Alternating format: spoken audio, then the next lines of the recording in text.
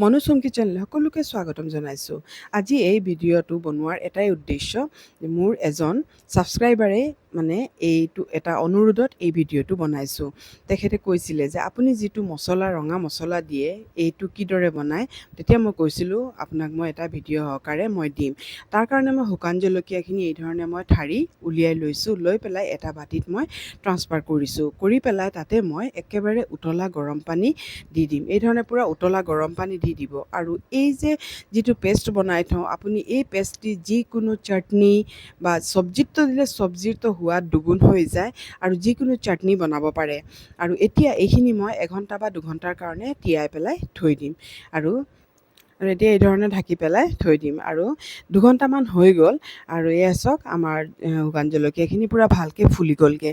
আৰু এতিয়া এইখিনি মই পানীখিনি পেলাই দিম। পেলাই আৰু এতিয়া মই এটা মিক্সাৰ বাতি এটাত মানে ট্ৰান্সফাৰ কৰিম। আৰু ইয়াত আৰু এটা কথা, ইয়াত কিন্তু পূৰা ফ্ৰিজত পূৰা ঠাণ্ডা পানী দিব। যেতিয়া আমি গ্ৰাইণ্ড কৰিব পূৰা ঠাণ্ডা পানী দিব, তেতিয়া তাৰ কালাৰটো কিন্তু খুব ধুনীয়া হৈ থাকে। দেখিছে নহয়, কালাৰটো কিন্তু খুবেই ধুনীয়া হয় মানে। আৰু এইটো ৰেচিপি এইটো মানে হেৰিটো বনাই পেলাই পেষ্ট বনাই পেলাই ফ্ৰিজত থ'ব আৰু যিকোনো চব্জিত ব্যৱহাৰ কৰিব। আৰু বজাৰৰ শুকান জলকীয়া খোৱাটো ইমান ভাল নহয়, ঘৰতে যদি এইদৰে বনাই পেলাই খায় তেতিয়াহ'লে বহুত ভাল।